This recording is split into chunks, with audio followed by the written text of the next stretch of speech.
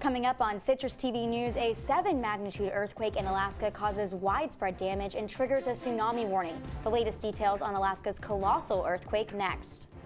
And the president joins world leaders in Argentina for the G20 Summit. What this meeting means for the United States and the rest of the world.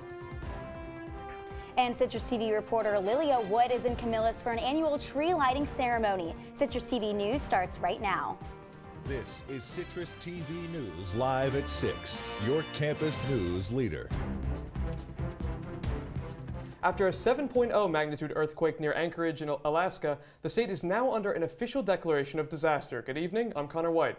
And I'm Rebekah Castor. The National Weather Service reported the earthquake happened just north of Anchorage and issued a tsunami warning for Cook Inlet in the South Peninsula.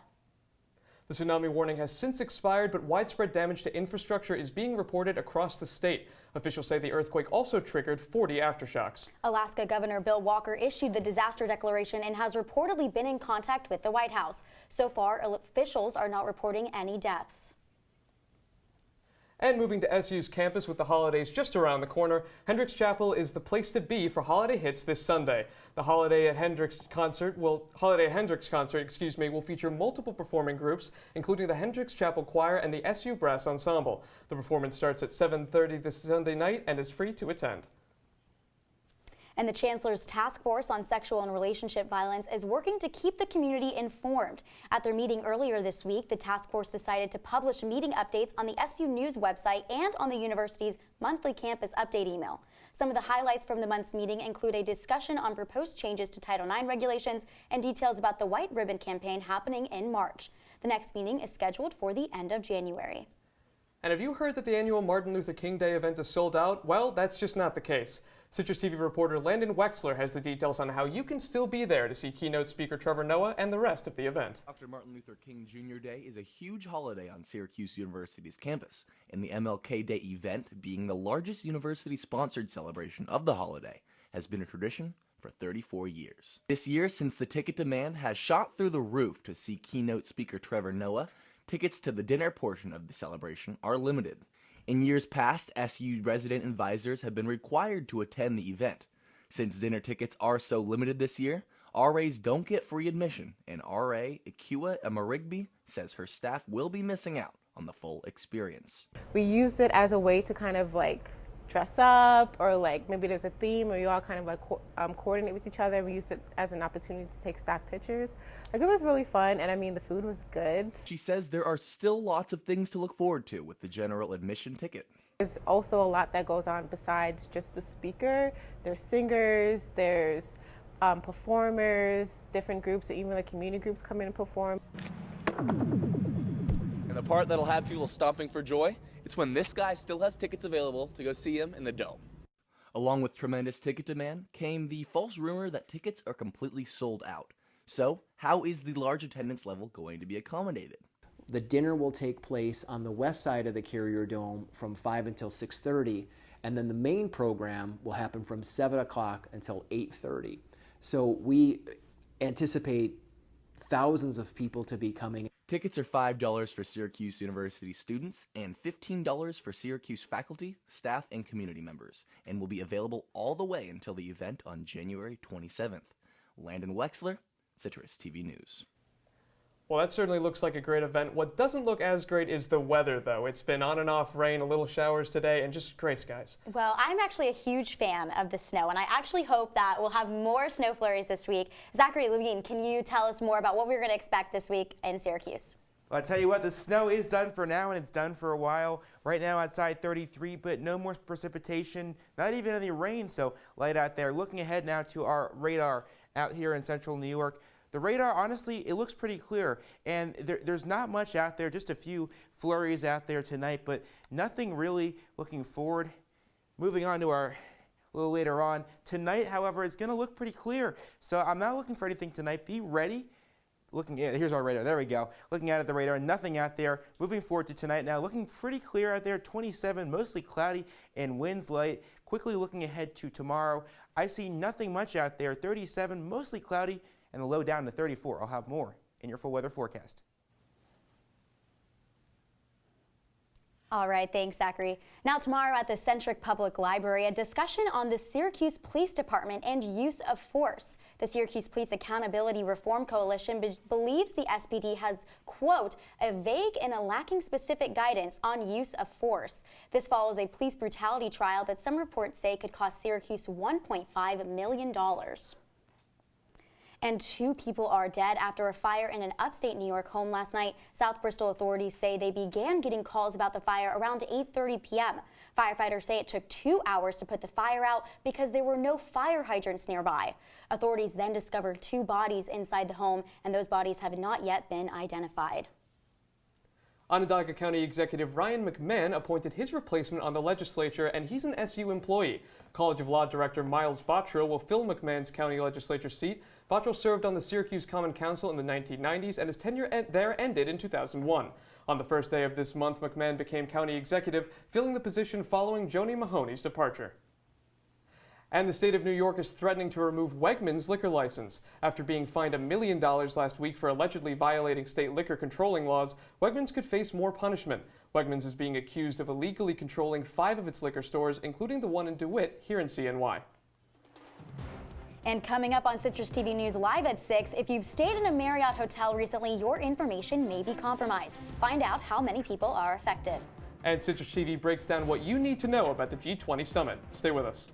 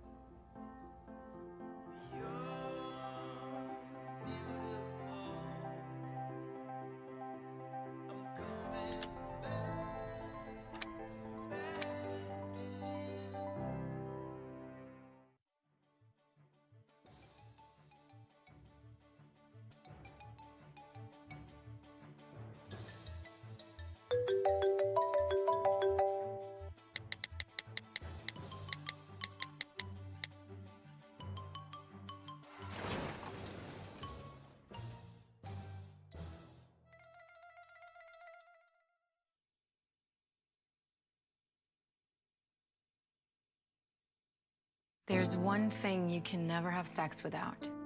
It's not something you buy. Or something you take. In fact, there's only one way to get it.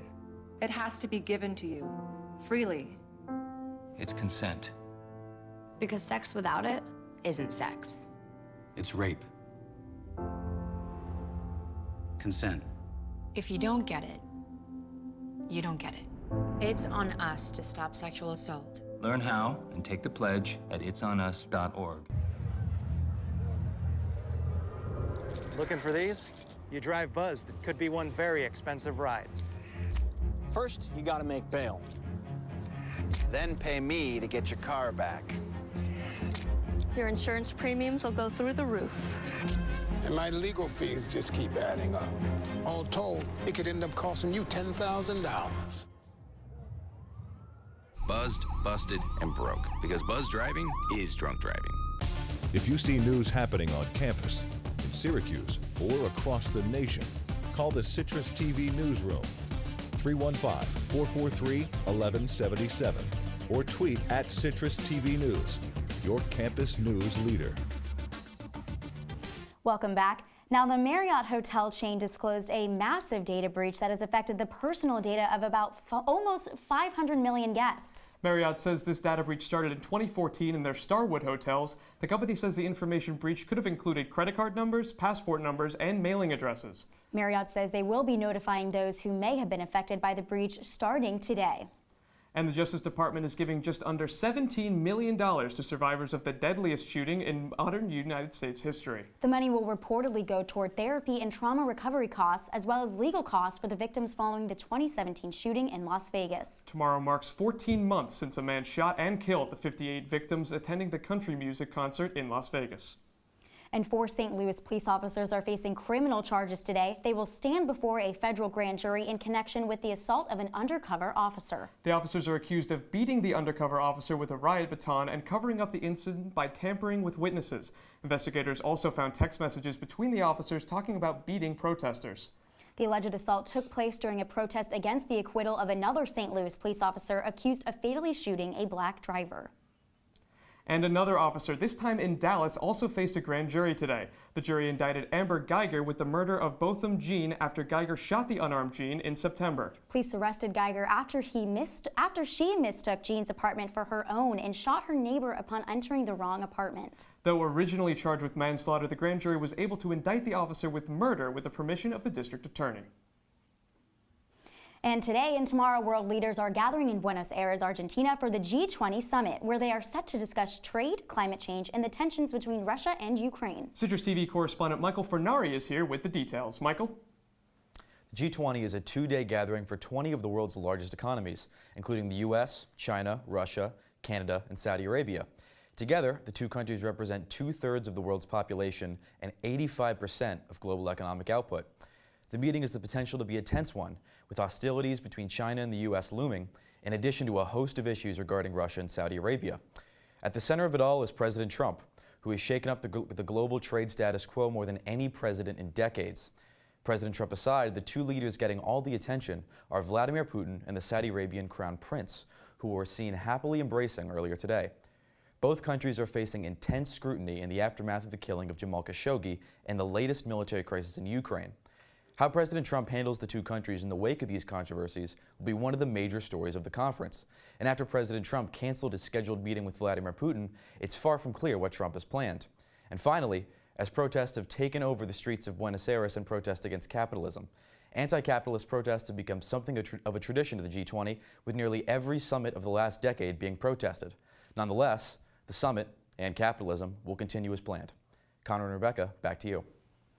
Thanks for that breakdown, Michael. Now, as part of the recently declared martial law in parts of Ukraine, the country is putting restrictions on who can enter the country, including the entry of Russian men between ages 16 and 60 into Ukraine. Martial law will last 30 days in response to a confrontation between Russian and Ukrainian forces in which Russia seized Ukrainian ships and sailors earlier this week. And tensions between Ukraine and Russia rose after Russia annexed the Ukrainian Crimean Peninsula in the northern Black Sea.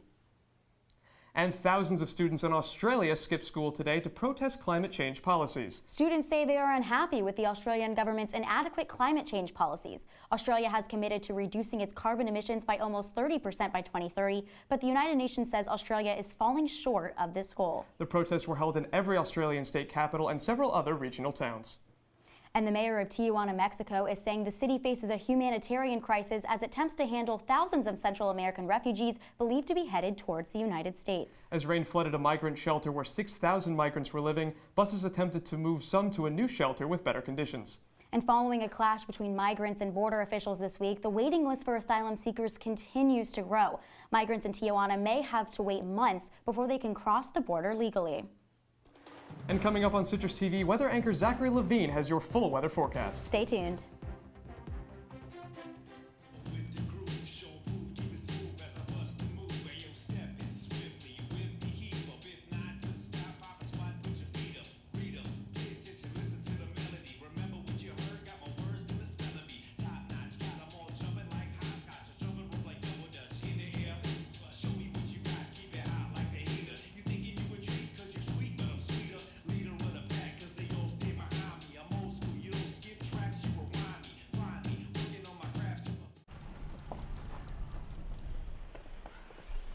Got a quarter?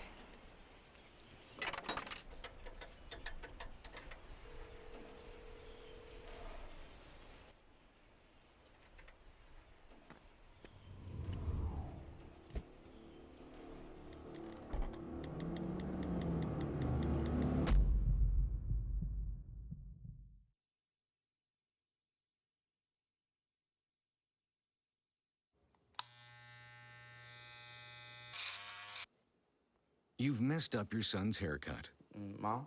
Do you A, try to fix it? Like it never happened. B, work with what you got? Or C, show solidarity? Thank you, baby. As a parent, there are no perfect answers. But you don't have to be perfect to be a perfect parent. Thousands of teens in foster care will love you just the same. From the Citrus TV Weather Center, this is SU's most accurate weather forecast. And welcome back to Citrus TV News. Now a full look at your weather outside right now. Snow on the ground, but no precipitation coming down.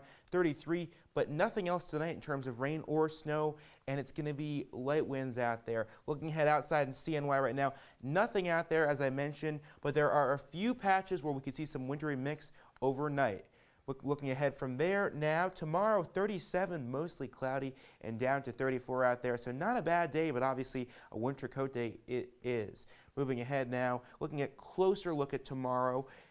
It's not that bad out there. 30 in the morning, so below freezing, so wear a jacket. But throughout the rest of the afternoon, a bit above freezing and not that windy, just moderate winds out there. Closer to the afternoon I'm looking at for that. Moving ahead now, current temperatures out there, 33. It's a 33 wash across the board pretty much. 34 in Penyon, 34 up in Rochester, but basically 33 out there. So let's move ahead and take a look at this, our heat map, or should I say lack of heat map, because look at this, absolutely uniform out there. A few splotches of cold, but really it's about the same out there. Taking a look now at our 5-day weather forecast. Saturday looking good, rain on your Sunday, Monday as well, but then Tuesday and Wednesday looking all right out there. Back to you guys. All right, thanks, Zachary. It definitely feels like the holidays. And with Thanksgiving behind us and the holiday season in full swing, there's no shortage of fun holiday events around the area. Citrus TV reporter Lilia Wood is at the Township 5 complex in Camillus, where the Christmas tree is about to be lit for the season. Lilia? Thanks, guys. I'm here at Township 5 for the tree lighting ceremony, which is going to be happening any second behind us. As you can hear, there's high school carolers singing to bring in the holiday season. Other than just coming here to see the tree lighting ceremony, people are coming for the holiday deals at all the different tenants. There's a hibachi place, movie theater, and even Sweet Frog for some frozen yogurt. Talking about things that are frozen, actually Ice Farm put together all different frozen sculptures for people. Everyone's ranging from different age groups, and as you can see, Santa is actually behind us making a visit from the North Pole before the Christmas season. We blinked and now Santa is here available for an interview. So Santa, how did you get here from the North Pole? Oh my gosh, on my sleigh. I left all my reindeer over at the zoo because they love it at the zoo in town. Oh my, that's so exciting. And what are you doing here at the Christmas tree lighting? What are you most excited for? Well, I love Syracuse and I always love stopping out at all the different Christmas tree lightings. One of my special places. Yeah, so what are your plans for this evening? Oh, I'm hoping for more snow. Oh no. Well, thank you, Santa, but I do not wish for that. Oh, snow is the best. We'll be fine. Thank you. Good night now. Merry Christmas. You too. And thank goodness we got to hear from Santa, and we're just going to be waiting with him for the tree lighting ceremony. Back to you guys.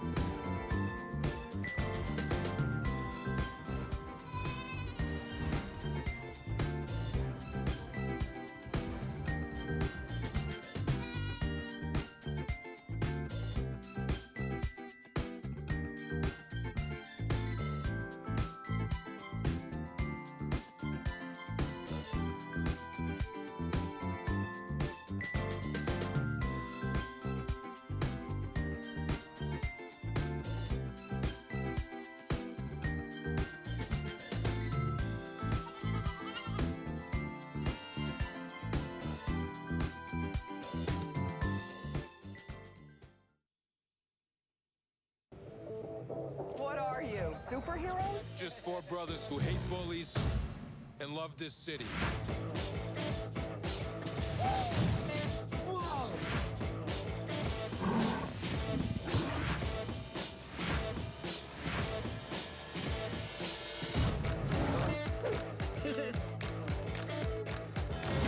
Gear up, guys.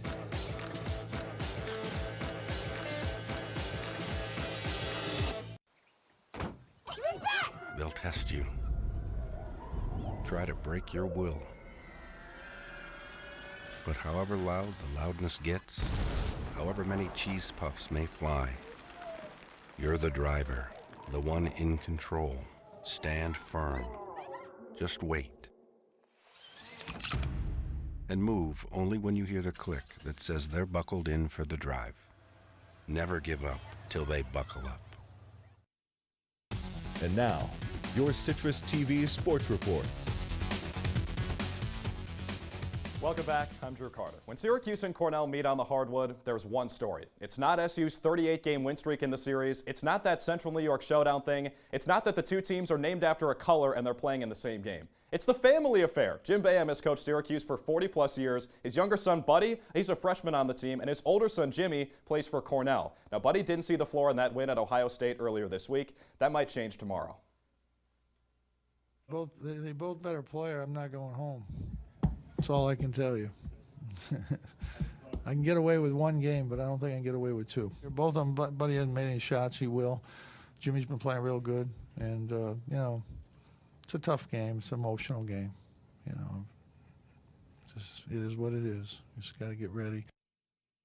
Now, Boeheim coached against Jimmy last year, but this is the first time his two sons will face off in college. Late tip-off tomorrow night, 8 o'clock at the Dome. Make sure you're following us on Twitter at CitrusTV Sports, and check out Orange Press Pass after the game. Midnight start right here on Channel 14.1. Normally, by the last day of November, we've all forgotten about Syracuse football, but this is not a normal season. The Orange are going bowling for the first time since 2013 and won 9 games in the regular season for the first time since 2001. This weekend, we're going to find out when, where, and whom the Cuse plays in the postseason. Break out those bathing suits. Maybe the bowl selection process is a little convoluted. Here's what you need to know. The Camping World Bowl in Orlando has dibs on the second best team in the ACC. It's up to their committee to decide which team that is. Most media members think it's Syracuse. 8 picks here for SU. Half of them against West Virginia, half of them against Iowa State. Remember, it's a Big 12 team against the ACC team. Whichever team doesn't go to the Camping World Bowl could be going to the Belk, Sun, Music City, Gator, or yes, the Pinstripe. The weekend is upon us, and the work begins now for the Syracuse women's ice hockey team. SU heads to Wisconsin for 2 games against the #1 team in the country. The Badgers came here last year and took both games against the Orange. The toughest test of any team on campus, though, that might belong to SU women's basketball. Last night, no exception. Syracuse went down to the wire with Minnesota on the road. Home team did hold on, though, 72-68. It was the Orange's 8th game of the season and 4th against a ranked team. Their only 2 losses all year, at #3 Oregon by 2 and at #20 Minnesota by 4. Brooklyn's in the house tonight at Barclays Center. The Grizzlies are in town looking to snap a 3-game losing streak. Memphis is still just 2.5 games back of the 1 seed out west. As for the Nets, they're a couple games out of a playoff spot, and they've dropped 5 in a row at home. And for the first time ever, you might actually be jealous of Bills fans. Their team is headed to beautiful Miami this weekend, and you know they travel well, especially because both teams are wearing some clean throwback uniforms. That's pretty much the most interesting thing about this game between 2 sub-500 teams. Keep in mind, though, the Dolphins are 4-1 at home this year, and the Bills have won 2 in a row, which, guys, for this team, basically a miracle. Yeah. So, Drew, I know you mentioned that Syracuse may be playing in the Camping World Bowl and Orlando over winter break. That's actually just moments from my hometown. Okay. So what do you think is the probability that they'll actually be going to Florida? Yeah, you know, Rebekah, I think it's pretty good. I think you might be able to book that ticket home for a trip to your hometown, because Syracuse this year should be the second best team in the ACC. After Clemson, who, if they take care of business against Pittsburgh this weekend in the ACC Championship, Syracuse is the second best team. Aside from maybe NC State, I think they're the only team that could throw a wrench into it. Well, if they do get there, I certainly envy that team going to sunny Orlando. But back here in Syracuse, tomorrow we have that men's basketball game. They had an impressive win in Ohio. Do you think they can pull it off again tomorrow night? I think so. I mentioned Syracuse has won almost 40 games in a row against Cornell. Cornell is smart, but they're not very good at basketball, and Syracuse should win tomorrow. Even though they've got Jimmy Boeheim, who knows that 2-3 zone pretty well, I've got the Orange pretty handily tomorrow night. All right, so now let's talk women's basketball. They've been doing pretty good this year so far. They lost last night, but what rating would you give the team this year? I think you got to give them a little bit better than a B, maybe a B+, because they do have those 2 losses, and you know Coach Q and company, they never like to lose. They're one of the best teams in the country. But both those 2 losses by less than 5 points against top 20 teams. Can't really complain. Also, both of those on the road out west. I think Syracuse has looked pretty good so far this year. Well, Drew Carter, good stuff as always. Thank you so much. Thank you. We'll be right back after this. Hey, Hard, what's this? That's my resignation letter. You're resigning.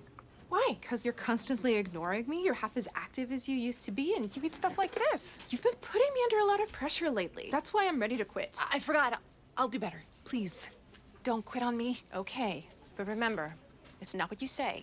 It's what you do. Listen to your heart. Don't let it quit on you. Let's go for a walk. Uncontrolled high blood pressure could lead to a stroke, heart attack, or death. Get yours to a healthy range before it's too late. Patriotism. It inspires passionate debate. It's worn like a badge of honor with good reason, because it means love and devotion for one's country. But what really makes up this country of ours? It's the people. To love America is to love all Americans. This year, patriotism shouldn't just be about pride of country.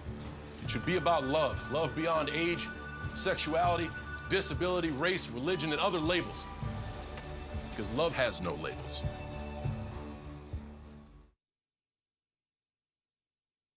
I see you mobbing over her. Let's go. Let's mob. Let's crawl. Let's crawl. Let's crawl. Hey, yo, we mobbing. Come on, girl. Let's crawl. Hey, yo, let's crawl. Hey, yo, let's crawl. Hey, let's crawl. Hey, yo, let's crawl. And welcome back to Citrus TV News, taking one last look at your 5-day forecast. Overcast on Saturday, a bit of rain Sunday and Monday, and then overall cloudy Tuesday and Wednesday, and temperatures aren't that bad. Pretty mild out there, with Sunday and Monday being your warmest days in the next 5 days. Guys? Well, Zach, we saw a lot of overcast there with what looked like what could be snow on Monday. Is Monday the next time that we're going to see snow? Any earlier, any later? Well, I might want to put my money on anything, but I'd say I put my money on Monday. So if it gets cold enough, we're looking at snow on Monday. If it's warm enough, over 32, maybe 33, we'll see rain. All right, so tomorrow night with the basketball game, people are going to be coming to campus, trying to park their cars. Right. Is there going to be flurries around that time? Should they be coming earlier than they planned on it? I don't think so. I mean, again, we're not going to see that much precipitation tomorrow, if anything. So I'd say just drive carefully if the roads get icy, if we dip between or below 32. But, I mean, overall, it should be a pretty smooth in and out for fans coming to the Carrier Dome. Well, let's hope no precipitation, but if there is, let's hope it's snow. Yeah. Zach, thanks so much. Thanks. Well, could you tell the difference between regular shoes and designer shoes? According to some, it's not as easy as you may think. The budget-friendly shoe chain, Payless, opened up a pop-up store in Los Angeles this week and invited social media influencers to the grand opening. They named the store Palessi and sold regular Payless shoes disguised as a designer brand for prices upwards of $600. Many of the influencers paid hundreds for shoes that only cost about $20. After the event, Payless revealed the truth and gave everyone full refunds. Well, our executive producer, Kate Wyant, has a little test for us here. We're going to see if we can spot the differences between Payless shoes and designer brands. Okay, so we have our first one here, a nice plaid. I'm going to guess that that is a Payless shoe. I'm going to guess that too. I usually only see that on kilts. Not sure why it's on a shoe.